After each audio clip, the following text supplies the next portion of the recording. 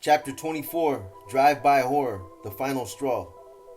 A summer evening in the Excelsior neighborhood, and 48-year-old Tony Bologna slowed his Chrysler Impala to a stop at the intersection of Congdon and Maynard Streets, just a few blocks from his home.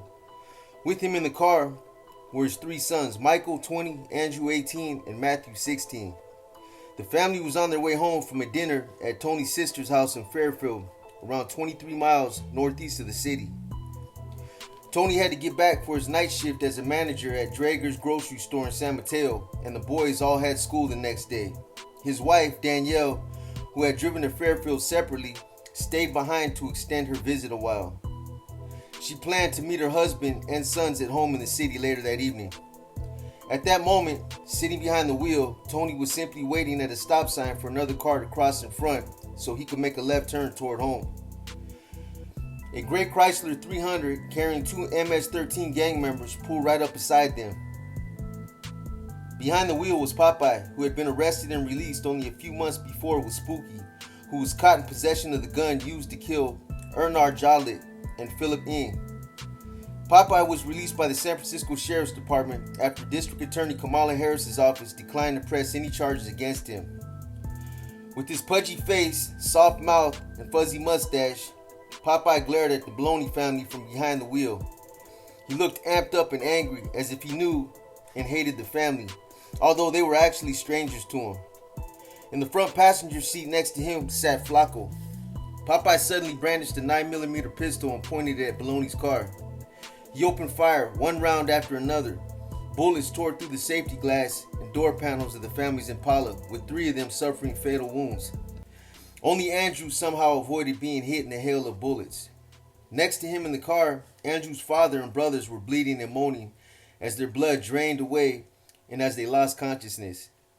Tony's foot reflexively pressed the gas pedal and the car rammed into another vehicle parked at the curb as Popeye's silver Chrysler sped away on Congdon Street and disappeared over a steep hill.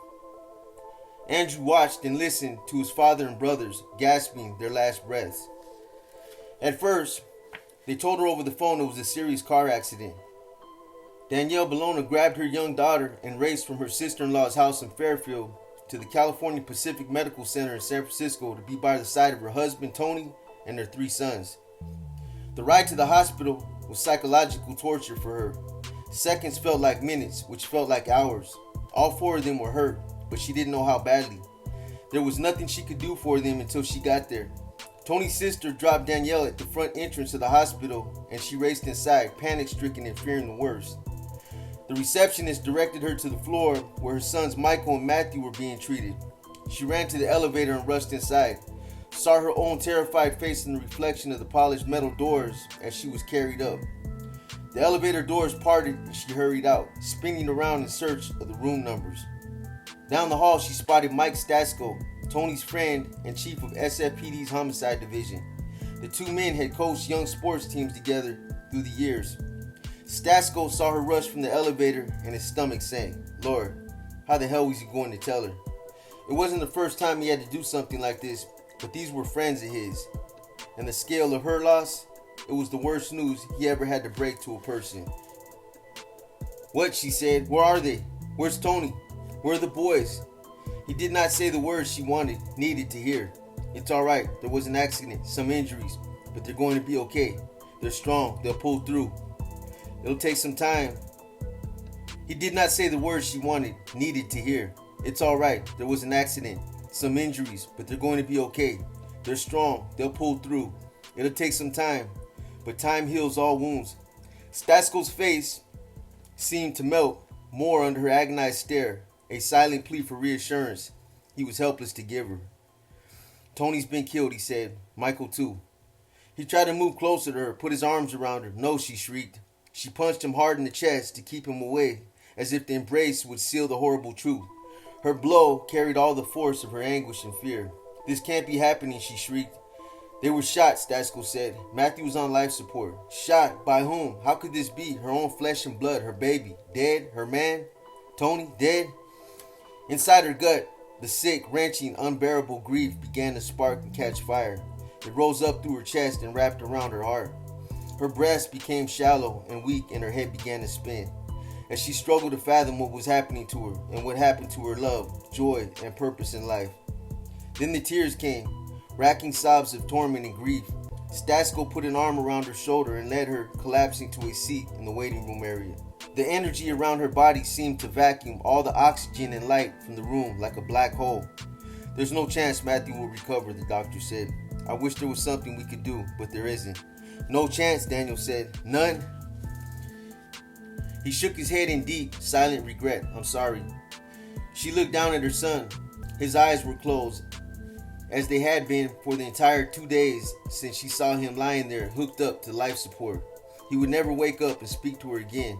She had given birth to him 16 years ago, fed him at her breast, helped him learn to walk and talk, watched him grow over the years into a young man. They called him Old Soul because he seemed to have been born with an innate wisdom. He enjoyed playing cards with his grandmother, Nana, and his little sister, Sophie. Sure, he was a normal boy with a healthy streak of mischief, but nothing that even approached real trouble. To Danielle, he was still her little boy, and the doctors were telling her now that he was already gone. Really? She studied the lines of his face and knew they were right. Matthew's soul had already left his body, his beautiful body that had been injured so horribly by the bullet in his brain. All that seemed left of him was the pain, and she wanted to stop it. She needed to let go, let him go with his father and brother. Danielle broke down, sobbing. How could God do this to her? Why? That her entire life going forward, whatever broken remnant she could manage to put back together for the sake of her 2 surviving children would always be missing half of its parts? It was as if just both of her legs were just cut off. Now she had to lose an arm too. She had to say the words.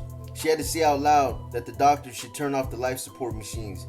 The nurses delicately switched off the machines, tiptoeing their way around the bed, wishing they could make themselves invisible. It was a devastating job to have to do. No amount of training or practice could get a person used to it. Sniffling back her tears, Danielle leaned across Matthew's body, caressed the side of his bandaged head, and whispered into his ear. "It's okay, you can go," she said. "I'll see you one day."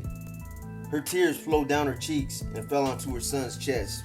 "I'll see you one day," she repeated. She kissed him on the forehead, and he was gone.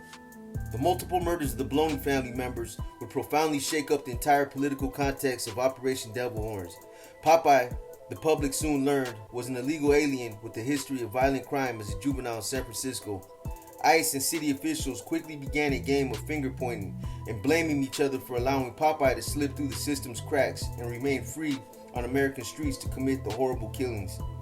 So long as the gang restricted the targets of their most heinous crimes to one another, some more cynical segments of the public and law enforcement viewed every casualty as one less thug to worry about.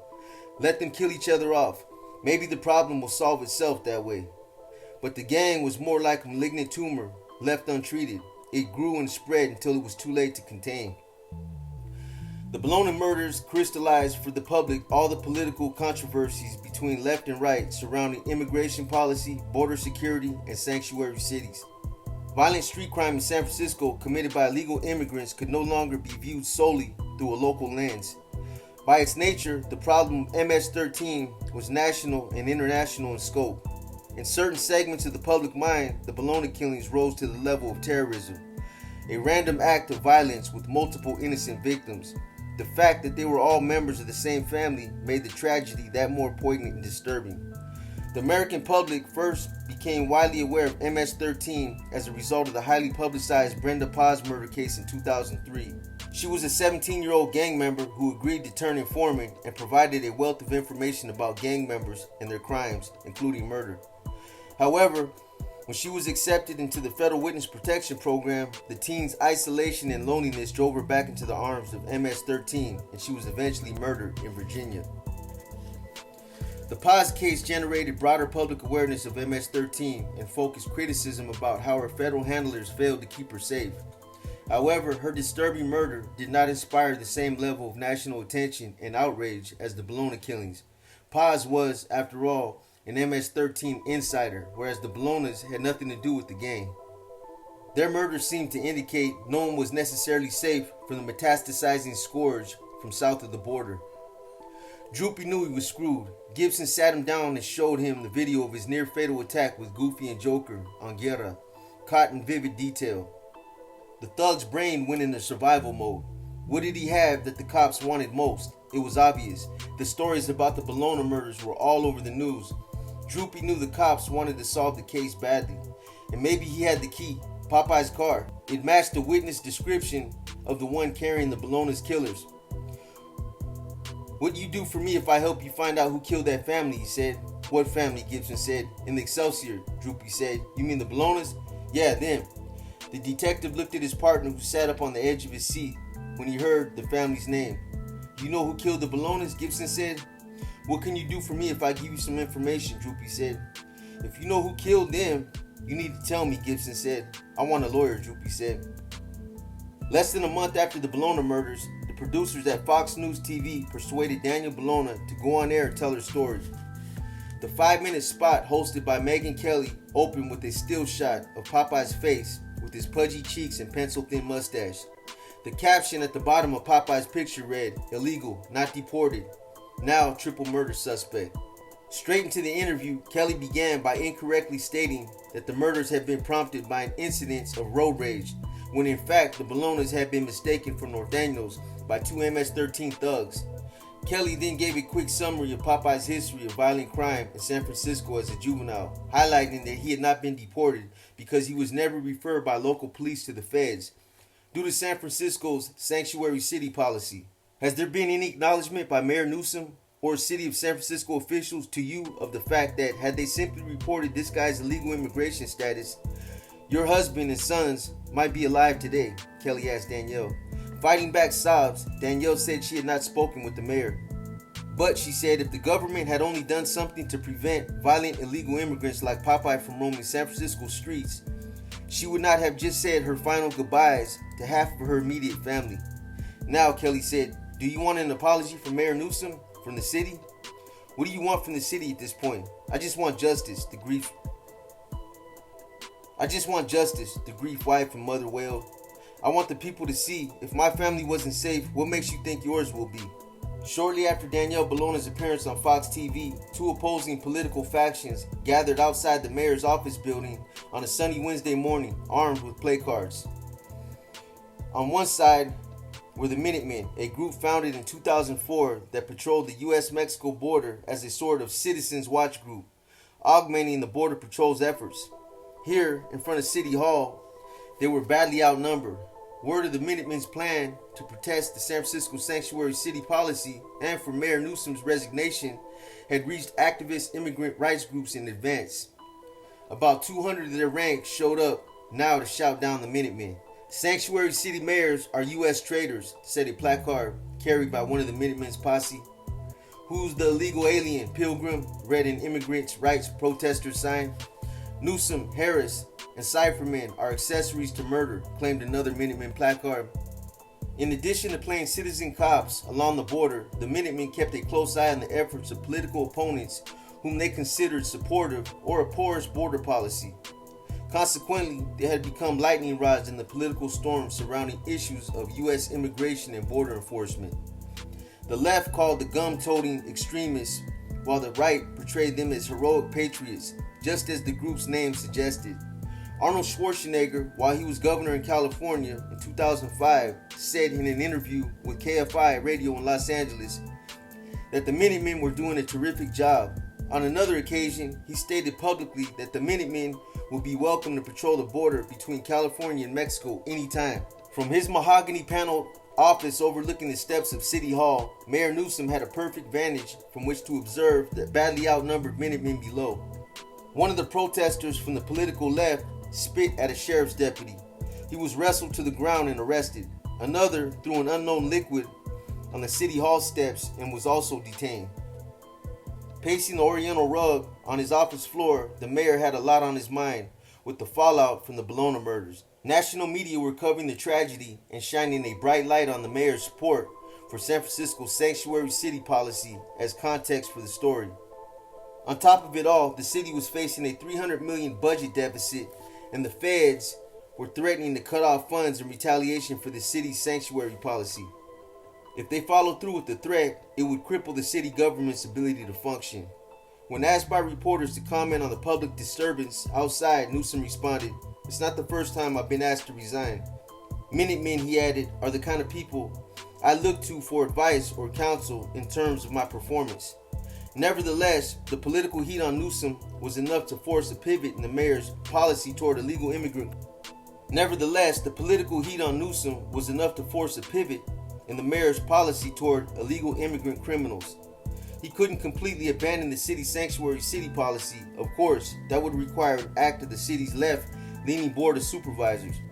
He did, however, direct SFPD's chain of command to immediately begin a much higher degree of cooperation with the federal police targeting non-citizen criminals. Santini already had long since figured out workarounds to the city's policy on non-cooperation, largely by working through Cabrera and Gibson on the sly. But the mayor's new mandate would grease the skids at SFPD and provide him with easier access to the local police's resources. It was a little late in the game, but better late than never, Santini figured. Santini could now freely receive archive files on gang members that would be valuable for building RICO indictments. In addition, he could work with Cabrera and Gibson on the street without their constant concern for being disciplined by their management.